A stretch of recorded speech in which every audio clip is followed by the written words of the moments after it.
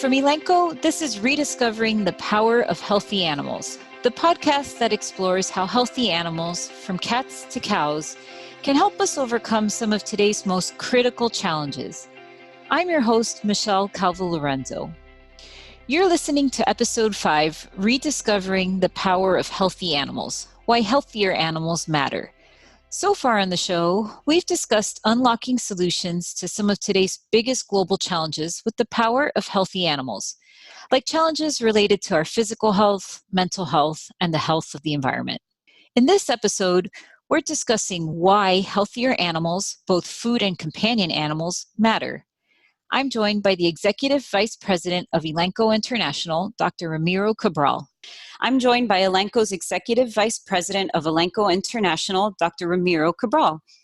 Dr. Cabral serves as Executive Vice President of Elanco International, where he leads the company's international commercial operations.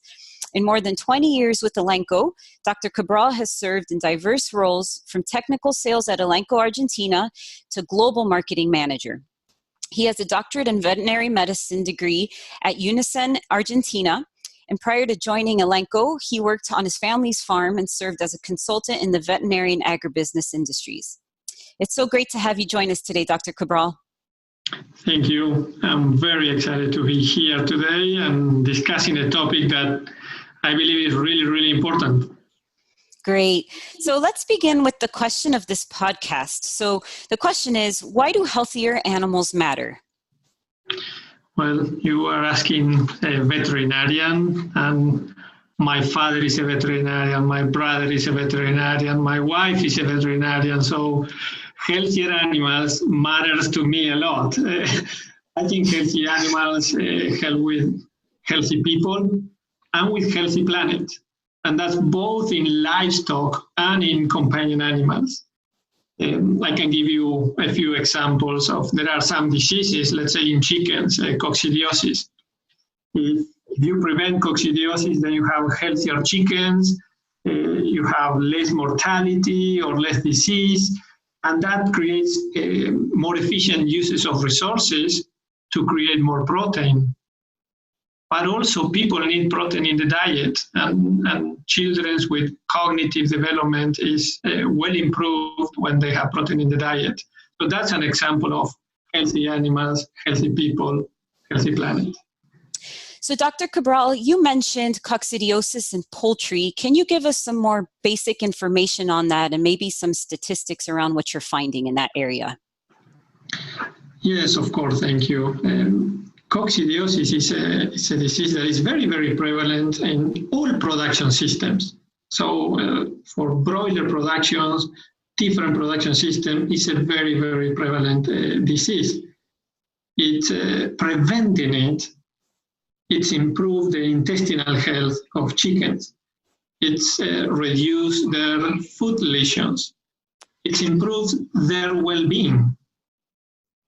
And this improvement in the health of the chicken creates a 5% reduction in the carbon footprint of chicken production.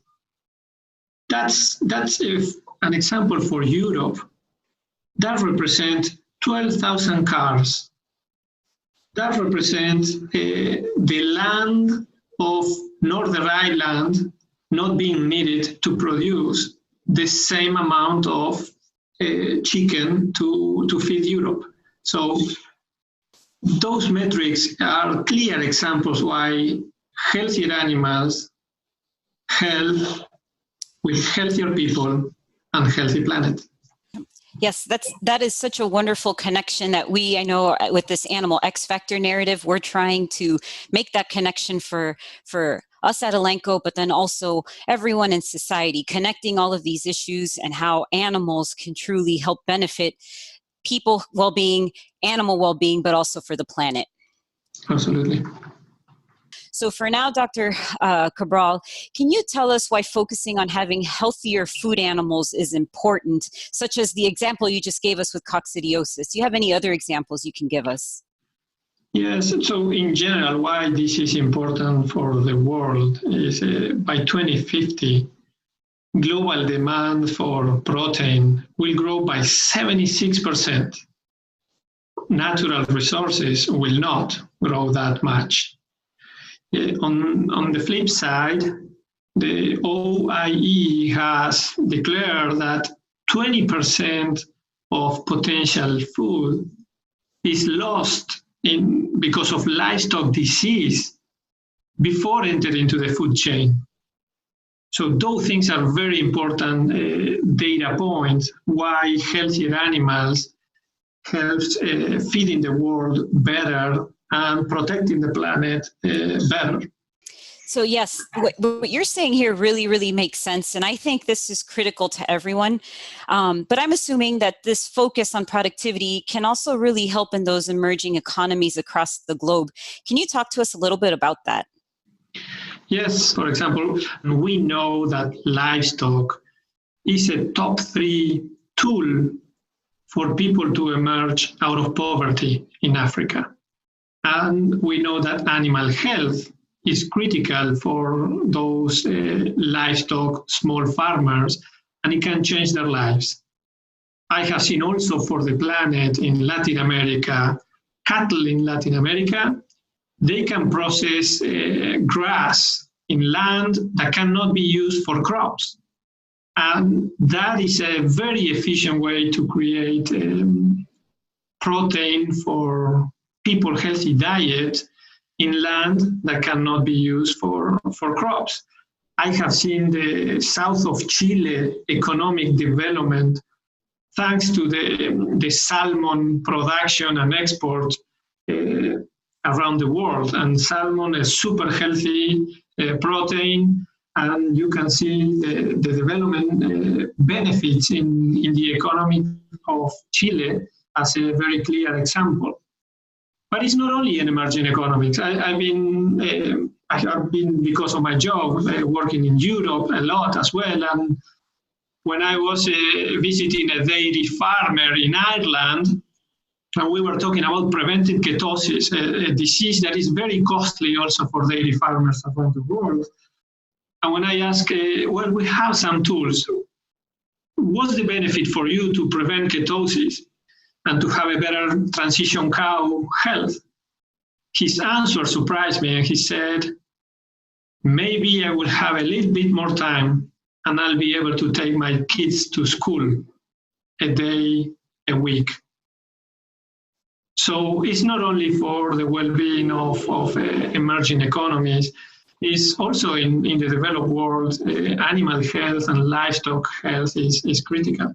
This is very, very critical, this connection between having healthier animals to have more access to protein or also help economies improve. But you're right, Dr. Cabral. I know in my space, so I lead our livestock welfare efforts at Elanco as a technical consultant. And there is this trend and this connection, not just between those animal caretakers or the farmers that interact with their animals every day, not just for the livelihoods of the animals, but for the people too. And you just mentioned this really nice example about just getting more time to spend with the family when their animals are healthier. And I know from my perspective, Dr. Cabral, having a very positive human-animal bond or interaction actually does increase the livelihood of both the caretakers and their animals, because it increases that positivity and that experience, but it also decreases injuries, illnesses, and stress for both the livestock caretakers and the animals. So those are some really great connections you're making there on the food animal front. But let's switch gears now and talk about companion animals, our beloved dogs and cats.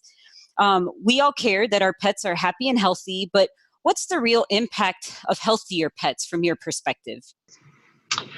That's a great point. We are seeing an increasing pet ownership across the globe and a continued trend to view pets as family members. I can give a testimony at home. That's the case as well. But that brings new challenges, opportunities to bring maybe some bags, like our kids sometimes bring bags from school. Well, sometimes our pets can bring also some threats into our homes. Tapeworm is a point in case.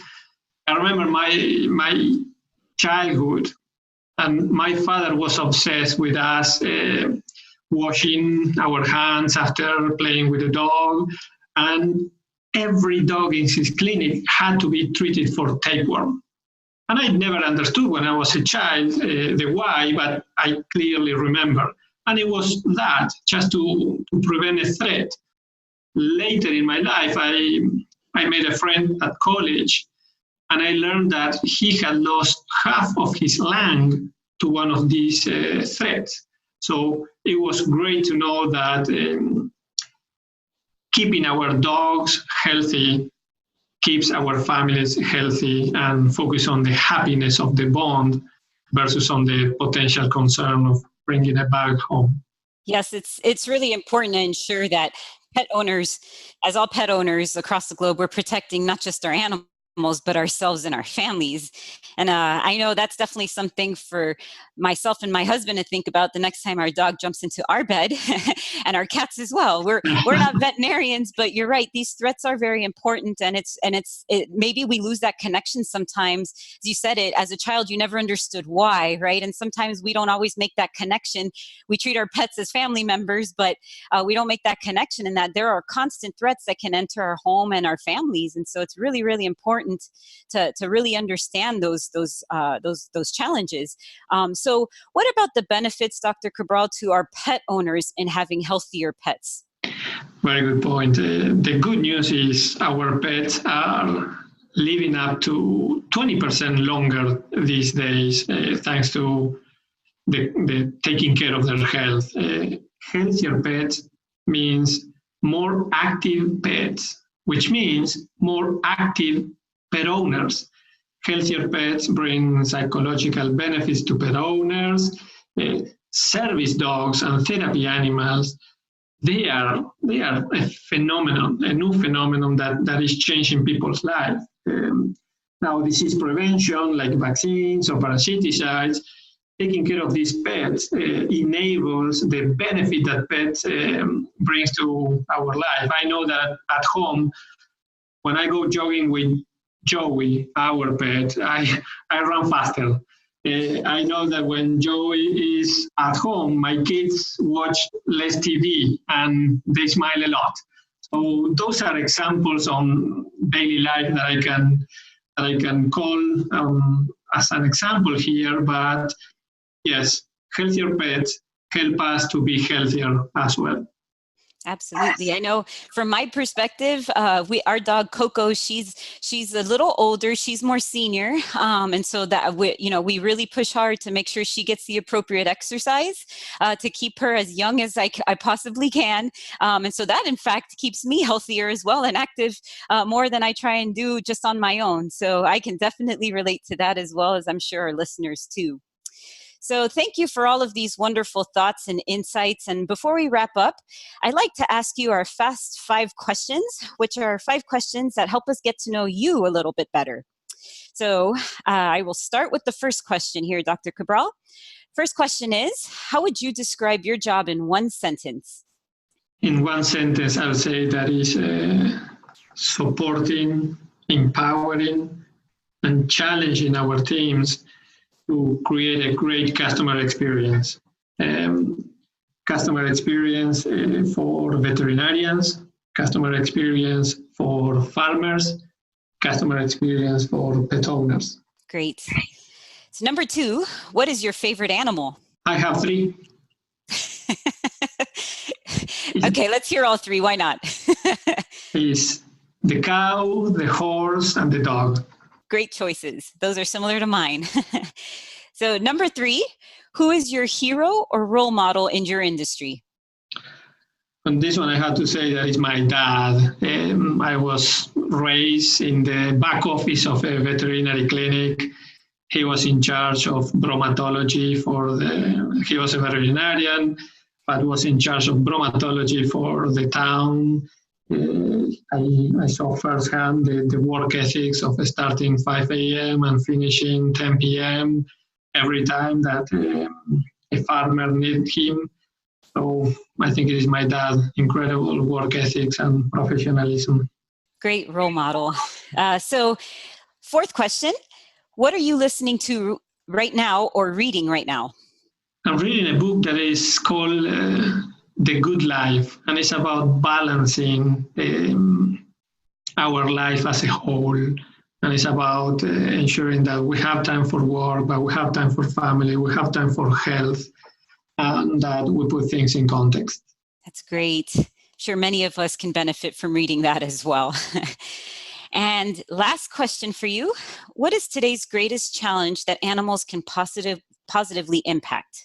I think the animals can impact people's lives, people's health, and people's well-being. So animals can nurture the world from the livestock perspective, and companion animals can make life easier for all of us by companionship. All wonderful points, and I couldn't agree more. Thank you, Dr. Cabral, for joining me today on the show. Thank you. If Dr. Cabral piqued your interest on the importance of healthier animals, be sure to tune in to future episodes where we'll continue the conversation with industry experts, answering questions like, how do animal and plant-based proteins differ? What's the science behind the human-animal bond? And just how does protein impact cognitive development? Thanks for listening. If you want to explore more and rediscover the power of healthy animals, visit elanco.com/rediscover